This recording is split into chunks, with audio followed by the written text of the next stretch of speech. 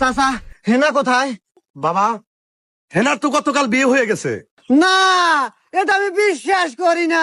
চাচা আপনি জানেন আমি হেনাকে অনেক ভালোবাসি, আর আপনি কিভাবে পারলেন তাকে বিয়ে দিতে?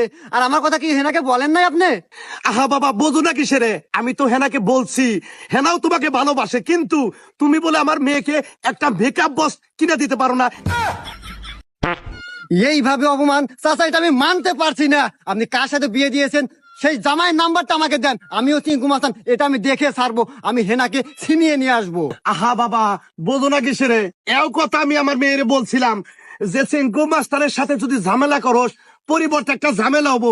ওর স্বামী কি বলছে জানো? কি বলছে? ওর স্বামী বলছে আমি হইলাম চার থানার এসআই, আমার সামনে চেঙ্কু মাস্তান আমি জেলের ভিতরে বইরা রাখবো একবারে।